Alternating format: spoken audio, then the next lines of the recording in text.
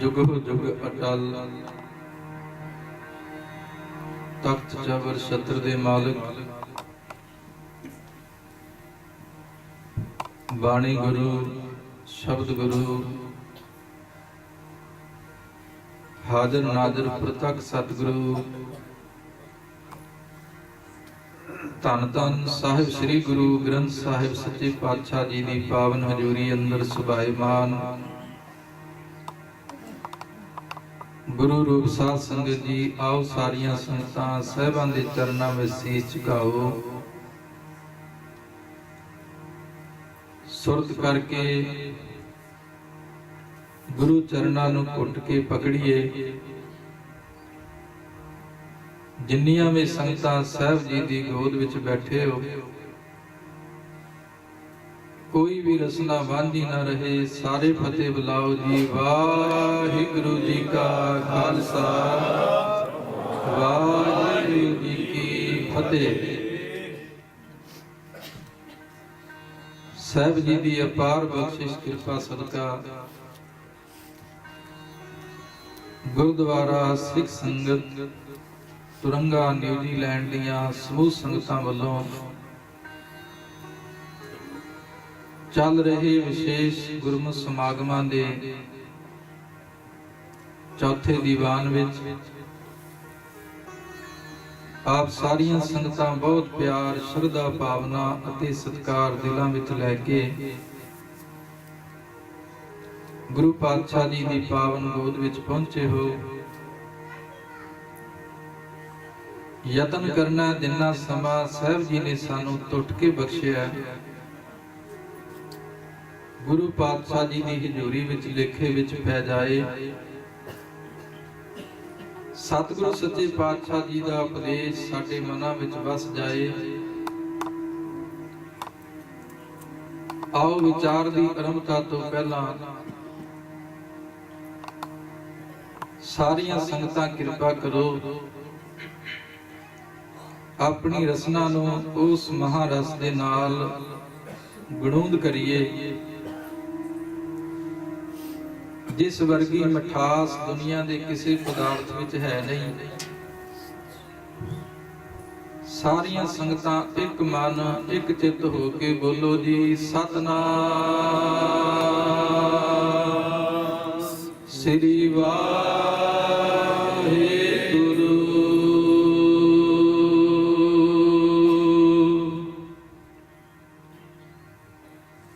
पिछले दिनों तो लैके गुरु पातशाह जी की महान कृपा सदका धन गुरु नानक देव सच्चे पातशाह जी के दर घर तो बरोसाए धन धन बाबा बुढ़ा साहब जी के पवित्र जीवन को आधार बना के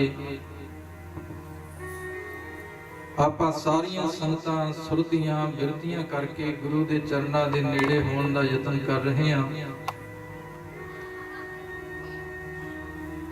अज अस्सू का महीना भी आरंभ होया है। धन गुरु रामदास सच्चे पातशाह जी का गुरता गद्दी दिवस भी है ते चल रही जो विचारां दी लड़ी है उन्होंने भी आपां नाल लैके चलण दा यतन करना है। आओ सतगुरु सच्चे पातशाह जी के चरनां दे विच अरदास करके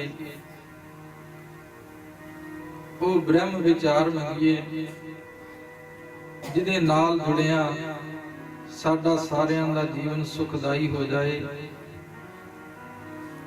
धन गुरु अर्जन देव सच्चे पातशाह जी के पवित्र वचनां दा कीर्तन आप जी ने सरवण कीता है। प्रभ मिलवे को प्रीत मन लागी पाए लगो मोहि करो बेनती को संत मिलै बड़ भागी। मन दे विच परमात्मा दे मिलाप दी प्रीत लग गई। जदों पुरातन जिमींदार अपने बच्चे नूं खेत विच खेती करन वास्ते भेजदे सी ना ते शाम नूं जदों वापस मुड़ के आउंदा सी ਤੇ ਘਰ ਵਿੱਚ ਮੰਜੇ ਤੇ ਬੈਠਾ ਹੋਇਆ ਸਿਆਣਾ ਪੁਰਸ਼ ਪੁੱਛਦਾ ਸੀ, ਬੇਟਾ ਤੈਨੂੰ ਖੇਤਾਂ ਵਿੱਚ ਭੇਜਿਆ ਸੀ ਬੀਜ ਬੀਜਣ ਵਾਸਤੇ, ਕਿਤੇ ਉਦਾਂ ਹੀ ਉੱਪਰ ਤਾਂ ਨਹੀਂ ਸਿੱਟ ਕੇ ਆ ਗਿਆ? ਚੰਗੀ ਤਰ੍ਹਾਂ ਜ਼ਮੀਨ ਦੇ ਵਿੱਚ ਖੋਬ ਕੇ ਲਾ ਕੇ ਗੱਡ ਕੇ ਆਇਆ ਨਾ? ਸਤਿਗੁਰੂ ਸੱਚੇ ਪਾਤਸ਼ਾਹ ਜੀ ਕਹਿ ਰਹੇ ਨੇ, ਪ੍ਰਭ ਮਿਲਵੇ ਕੋ ਪ੍ਰੀਤ ਮਨ ਲਾਗੀ। ਮਨ ਦੇ ਵਿੱਚ ਖੁੱਭ ਗਈ, ਮਨ ਦੇ ਵਿੱਚ ਲੱਗ ਗਈ, ਮਨ ਵਿੰਨਿਆ ਗਿਆ ਪ੍ਰਭੂ ਦੀ ਪ੍ਰੀਤ ਦੇ ਵਿੱਚ। ਉਹ ਪ੍ਰੀਤ ਜਿੰਨੂੰ ਤਤੀਆਂ ਤਵੀਆਂ ਵੀ ਮੁੜ ਕੇ ਉਹ ਖੇੜ ਨਾ ਸਕੀਆਂ। ਉਹ ਪ੍ਰੀਤ ਜਿਸ ਪ੍ਰੀਤ ਨੂੰ ਸੀਸ ਵਿੱਚ ਪੈਂਦੇ ਹੋਏ ਗਰਮ ਬਾਲੂ ਦੇ ਕੜਛੇ ਵੀ ਨਾ ਉਖੇੜ ਸਕੇ।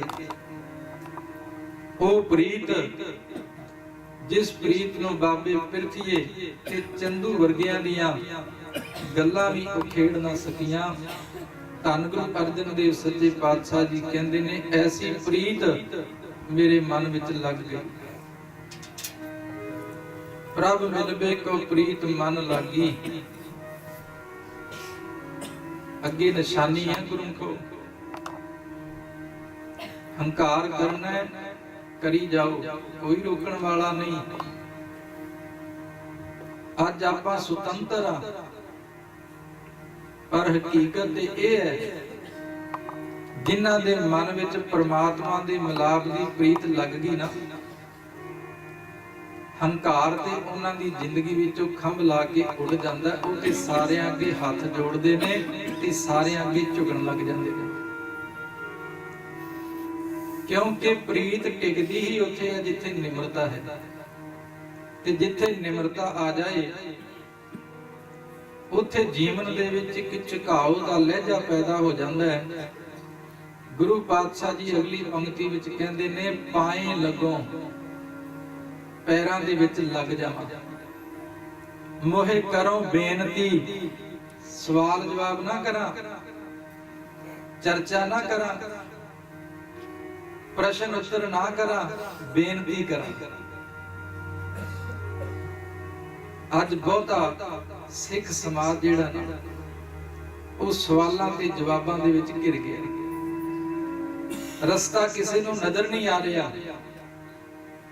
ਜੇ ਗੁਰੂ ਗ੍ਰੰਥ ਸਾਹਿਬ ਸੱਚੇ ਪਾਤਸ਼ਾਹ ਜੀ ਦੇ ਚਰਨਾਂ ਵਿੱਚ ਆ ਕੇ ਬੇਨਤੀ ਕਰੀਏ, ਅਰਦਾਸ ਕਰੀਏ, ਸੱਚੇ ਪਾਤਸ਼ਾਹ ਜੀ ਜ਼ਿੰਦਗੀ ਦੇ ਮਾਰਗ ਤੇ ਚੱਲਦਿਆਂ ਹੋਇਆਂ ਮੈਨੂੰ ਮੇਰੇ ਸਵਾਲਾਂ ਦੇ ਜਵਾਬ ਨਹੀਂ ਮਿਲ ਰਹੇ, ਤੇ ਮੇਰੇ ਸਤਿਗੁਰੂ ਸੱਚੇ ਪਾਤਸ਼ਾਹ ਜੀ ਕਹਿੰਦੇ ਨੇ, ਤੈਨੂੰ ਇੱਥੇ ਆ ਕੇ ਬੋਲਣ ਦੀ ਲੋੜ ਨਹੀਂ। ਇਸ ਘਰ ਦੇ ਵਿੱਚ ਤੇ ਐਸੀਆਂ ਬਰਕਤਾਂ ਨੇ, ठाकुर तुम सरनाई आया, उतर गयो मेरे मन का संसा, जब ते दर्शन पाया। इत्थे ते दर्शन करके सवालों का जवाब मिल जाता, बोलण दी ते लोड़ ही नहीं पैंदी। पाए लगो मोहे करो बेनती, को संत मिले बड़ भागी। देवा की मन अर्पो, तन राखो आगे, मन की मत मोहे सगल त्यागी। मत छटनी पैनी है, तन ते मन करके विकना पैना है। जो प्रभ की हर कथा सुनावे, आन दिन फिरों तिस पिछे विरागी। जेड़ा प्रीतम दीयां बातां सुनावे, ओदे पिछे कमलियां दी तरह तुरा फिरा। सारी संगत बोलो सतनाम श्री वाहिगुरू। ਅੱਜ ਬਹੁਤੀਆਂ ਸੰਗਤਾਂ ਦਾ ਇਹ ਸਵਾਲ ਹੁੰਦਾ ਹੈ ਕਿ ਜਦੋਂ ਗੁਰਦੁਆਰਾ ਸਾਹਿਬ ਜਾਈਦਾ, ਗੁਰੂ ਕੇ ਕੀਰਤਨੀਆਂ ਨੂੰ ਫਤਿਹ ਦੀ ਸਾਂਝ ਪਾਈਦੀ ਹੈ, ਜਾਂ ਜਲ ਪਾਣੀ ਪੁੱਛੀਦਾ, ਜਲ ਪਾਣੀ ਛਕਾਈਦਾ, ਤੇ ਦੁਨੀਆ ਦੇ ਲੋਕ ਕਹਿੰਦੇ ਨੇ, ਤੁਸੀਂ ਕਿਉਂ ਲੋਕਾਂ ਦੇ ਮਗਰ ਤੁਰੇ ਫਿਰਦੇ ਹੋ, ਕਿਉਂ ਚੋਲਿਆਂ ਵਾਲਿਆਂ ਦੇ ਪਿੱਛੇ ਤੁਰੇ ਫਿਰਦੇ ਹੋ। मेरे प्रीतम जी कह रहे ने, जो प्रभ की हर कथा सुनावे। इत्थे भेख दी गल नहीं, इत्थे धर्म दीयां दीवारां दी भी गल नहीं, मेरे साहब जी ते कह रहे ने कोई भी दुनिया का बंदा जेड़ा तुहानू परमात्मा दी गल सुनावे ओदे पिछे दीवानियां दी तरह तुरो। इन्ना सत्कार करना रब दे प्यारे दा। अन दिन फिरों तिस पिछे वैरागी, पूर्व कर्म अंकुर जा प्रगटे। गुरु दा मिलाप अपनी मत, अपनी सियाणप, अपने कर्मा करके नहीं, जदों पूर्वले जन्मां विच बीजे हुए चंगे शुभ कर्मां दे बीजां दा अंकुर फुटिया ते फिर पूरे सतगुरु दा मिलाप हो गया।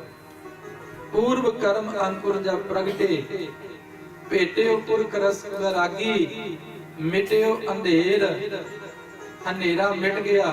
किवें मिटिया? मिलत हर नानक। हुण आपां सोचांगे कि असीं भी बड़े सालां तो गुरु नूं मिलण आउंदे हां।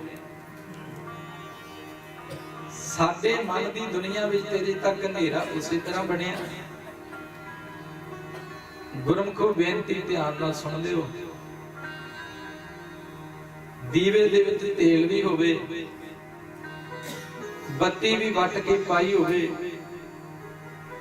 पर जिन्नी देर तक आपां जग दे दीवे नूं छुहाउंदे नहीं ना, बुझिया होया दीवा जल नहीं सकदा। सतगुरु सच्चे पातशाह जी जगदे हुए दीवे ने। बलियो चिराग अंधियार में सब कल उधरी एक नाम धर्म, प्रगट सगल हर भवन में जन नानक गुर पार ब्रह्म। कमी की है? साडी सुरत उस रूप दे विच गुरु दे शब्द नूं छूंदी नहीं। आपां आउंदे जरूर आ पर मिलदे नहीं। आउणा होर चीज है, मिलना होर चीज है। मिले बाबा बुढ़ा जी 12 साल की उम्र विच ते गुरमुखों मुड़ के विछोड़ा नहीं पिया। मिटियो अंधेर, मिलत हर नानक जन्म जन्म की सोई जागी। जन्मा जन्मांतरां दी सुती हुई सुरत किस्मत जाग गई ते जीवन दे विच प्रकाश आ गया। आओ आपां विचार नूं उत्थों आरंभ करिए। रावी दे कंढे मेरे सतगुरु गुरु नानक देव सच्चे पातशाह जी ने करतारपुर साहिब वसाया। धन बाबा बुढ़ा जी 12 साल की उम्र विच पहली मुलाकात हुई। सतगुरु गुरु नानक देव सच्चे पातशाह जी ने गलवकड़ी विच लिया, हिरदे नाम वसा दिता। सब कुछ छड़ छड़ा के मापियां दी आग्या दे नाल धन बाबा बुढ़ा जी करतारपुर साहिब की धरती ते साहिब जी के चरणों में सेवा वास्ते हाजिर हो गए। जेड़ी विचार की लड़ी चल रही है ना गुरमुखो, जे आपां सारे पक्ष लैके चलांगे ते फिर 3-4 घंटियां दा दीवान चाहिए। अपना मेन मकसद है बाबा बुढ़ा जी के जीवन के उत्ते आपां फोकस रखना है। बाबा जी की जीवनी दे उत्ते अपनी सुरत नूं केंद्रित करके अगे बढ़ना। धन बाबा बुढ़ा जी जदों करतारपुर साहिब जी ने वसाया, इहदी उसारी दे विच पूरा योगदान पाउंदे आ। जदों करतारपुर साहिब की धरती ते गुरु नानक देव सच्चे पातशाह जी ने हल वाए ते गुरु नानक दे नाल हल वाहण वालियां दे विच मेरे बाबा बुढ़ा जी भी शामिल हुंदे ने। जदों करतारपुर साहिब की धर्मशाल दे अंदर सोदर आरती गावीए, अमृत वेले जाप उचारा, कीर्तन की आरंभता मर्यादा बनी।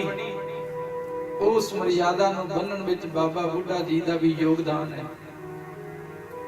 1506 22 अक्तूबर का जन्म, 1518 दे विच पहली बारी गुरु नानक देव सच्चे पातशाह जी के दर्शन हुए ते अज वो समा आ गया गुरमुखो 1539। धन बाबा लैणा जी नूं भी 7 साल हो गए ने करतारपुर साहिब गुरु नानक देव सच्चे पातशाह जी दे रह के चरणों में सेवा कर रहे हैं। अज मेरे बाबे ने धन गुरु नानक देव सच्चे पातशाह जी ने कौतक रचिया। हथ विच मोटा सोटा लै लिया, कुछ शिकारी कुत्ते अपने नाल ला लए ते मेरे सतगुरु सच्चे पातशाह जी बाहर बियाबान रोही नूं तुर पए। लोगां दी भीड़ पिछे पिछे है। सतगुरु सच्चे पातशाह जी ने मोहरां सुटियां, हीरे मोती सुटे, जवाहर पुखराज सुटे, जिन्हां दी सुरती केवल सोने चांदी हीरे मोतियां तक सीमित सी। वो लोकी हीरे मोती आदि लैके वापस अपने घरां नूं मुड़ गए। अखीर विच दो जाने रह गए, एक बाबा लैणा जी ते एक धन बाबा बुड्ढा जी। खोजी इतिहासकार इत्थों तक लिखते ने, सतगुरु गुरु नानक देव सच्चे पातशाह जी ने हाथ विच फड़िया होया कुतका बाबा बुड्ढा जी नूं मारिया ते नाल आवाज दे के आख्या, बुढ़िया की चाहिदा तैनूं? देख लोकी हीरे मोती सोना चांदी लैके मुड़ गए, तैनूं दस की चाहिदा? तू क्यों नहीं वापस मुड़ रहा? ते उस समय अंदरों भिज के धन बाबा बुड्ढा जी ने बेनती की सी, मेरे प्रीतमा मैनू हीरे मोती नहीं चाहिए, मैनू तू चाहिदा, मैनू तेरी लोड़ है। संगत जी हुण अपने हिरदियां नूं पुछ के देखिए, कदे आपां गुरु ग्रंथ साहिब सच्चे पातशाह जी नूं आखिया? बेशक सब कुछ आपां गुरु तो मंगना है, पुत भी गुरु तो मंगना, दुध भी गुरु तो मंगना, घर भी मंगना, इज्जत भी मंगनी है, संसार दे सुख भी मंगने ने, पर कदे गुरु दे चरनां विच जाके गुरु नूं भी मंगिया कि सच्चे पातशाह कर कृपा बसो मेरे हिरदे, होए सहाई आप कदे आके मेरे दिल दे विहड़े विच तुम ही बैठ जा। सच्चे पातशाह मेरे जीवन विच आके तुम ही निवास कर। धन बाबा बुड्ढा जी कहंदे, सच्चे पातशाह जी मैनू होर कुछ नहीं चाहिदा, मैनू सिर्फ तेरी लोड़ है। पहली गलवकड़ी पाई सी 1518 च, दूजी गलवकड़ी पाई है 1539। धन गुरु नानक देव सच्चे पातशाह जी ने अगे वध के बाबा बुड्ढा जी ने अपने सीने नाल लाया ते वचन दिता, बुढ़िया तेरे नाल वादा करदे आ तैथों कदे ओले ना हो सकदा।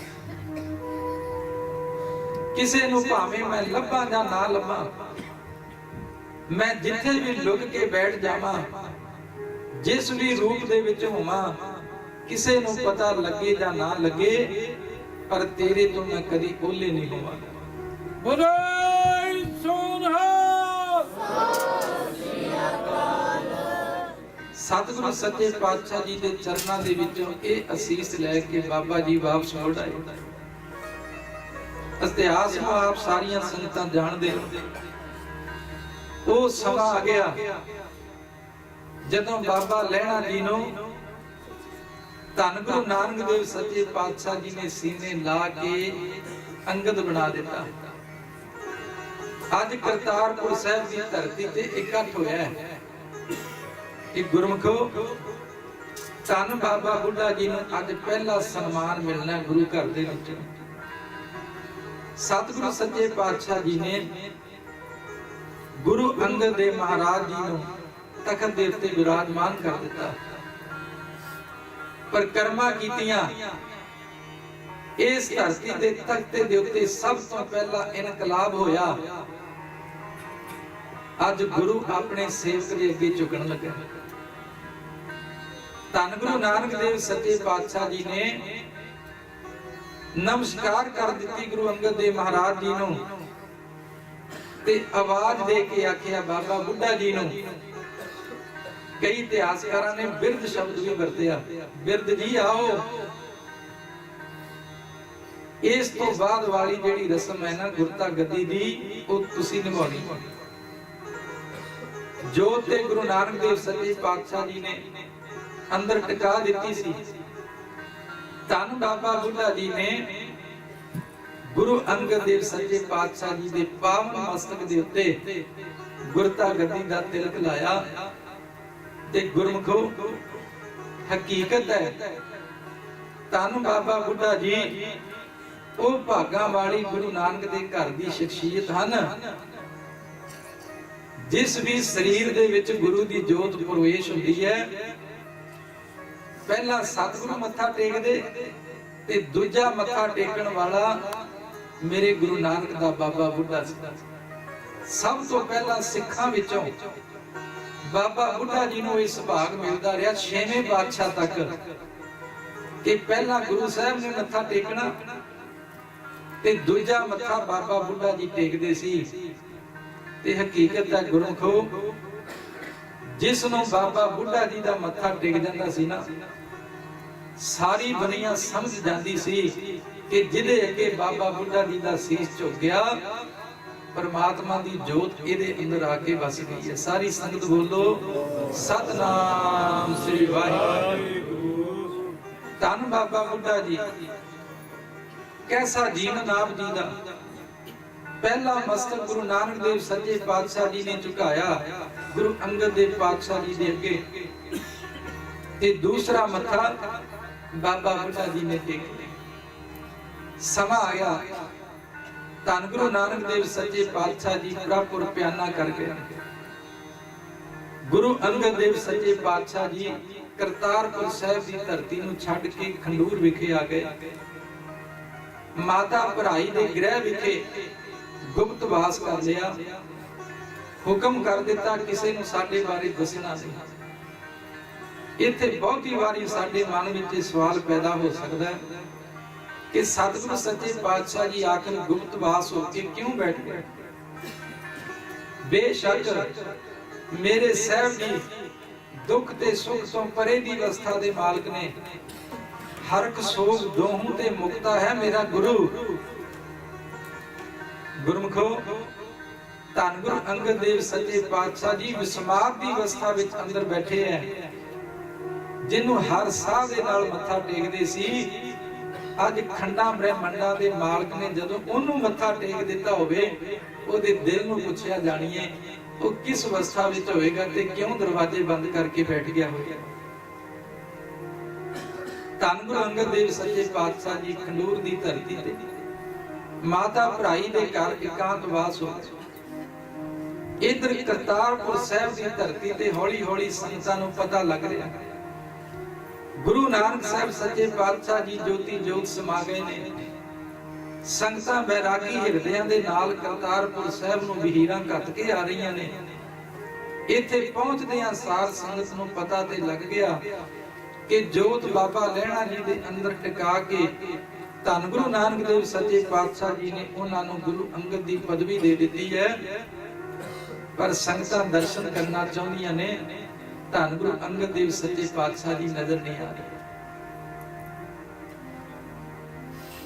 ਬਿਲਡਿੰਗਾਂ ਹੋਣ, ਇਮਾਰਤਾਂ ਹੋਣ, ਵਸਦੇ ਸ਼ਹਿਰ ਹੋਣ, ਵਸਦੀਆਂ ਆਬਾਦੀਆਂ ਹੋਣ, ਪਰ ਪਿਆਰਿਆਂ ਨੂੰ ਤੇ ਪਿਆਰਾ ਚਾਹੀਦਾ।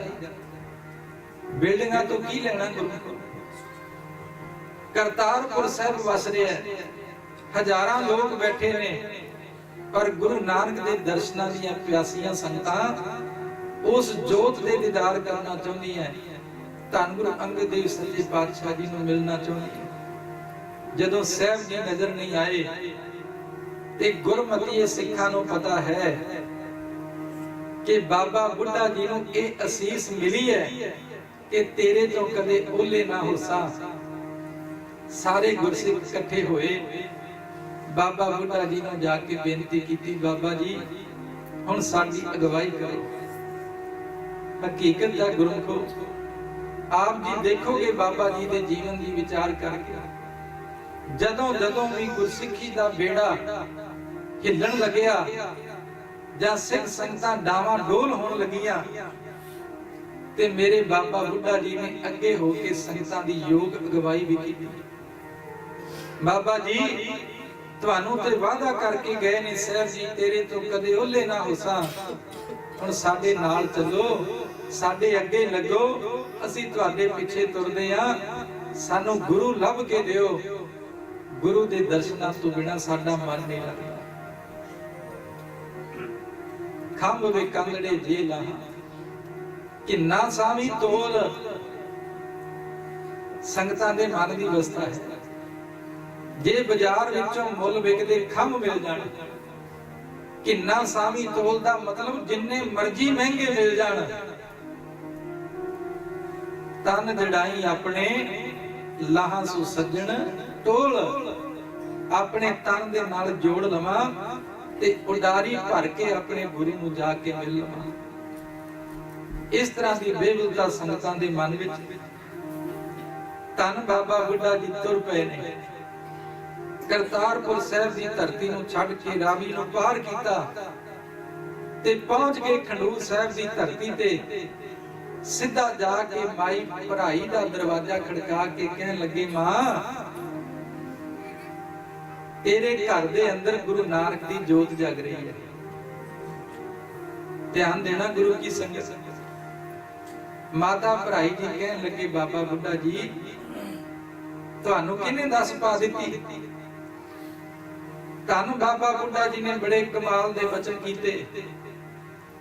ਕਹਿਣ ਲੱਗੇ, ਮਾਂ ਉਹ ਜਿਹਦੇ ਘਰ ਦੇ ਵਿੱਚ ਕੋਈ ਪਿੰਡ ਦਾ ਚੌਧਰੀ ਆ ਜਾਏ, ਖੁਸ਼ੀ ਦੇ ਨਾਲ ਉਹਦੇ ਪੈਰ ਜ਼ਮੀਨ ਤੇ ਨਹੀਂ ਲੱਗਦੇ। ਜੇ ਕਿਸੇ ਦੁਨਿਆਵੀ ਬੰਦੇ ਦੇ ਘਰ ਵਿੱਚ ਕੋਈ ਰਾਜਾ ਆ ਜਾਏ, ਉਹਦੀ ਖੁਸ਼ੀ ਫੁੱਲੇ ਨਹੀਂ ਸਮਾਉਂਦੀ। ਤੇਰੇ ਘਰ ਤੇ ਸਾਰੀ ਦੁਨੀਆ ਦਾ ਮਾਲਕ ਆ ਕੇ ਬੈਠਾ ਹੈ। ਮੇਰੀ ਇਹ ਮਾਂ ਤੇਰੇ ਮੱਥੇ ਦਾ ਨੂਰ ਦੱਸ ਰਿਹਾ ਹੈ ਕਿ ਤੇਰੇ ਘਰ ਦੇ ਵਿੱਚ ਗੁਰੂ ਅੰਗਦ ਦੇਵ ਸੱਚੇ ਪਾਤਸ਼ਾਹ ਜੀ ਬੈਠੇ ਨੇ।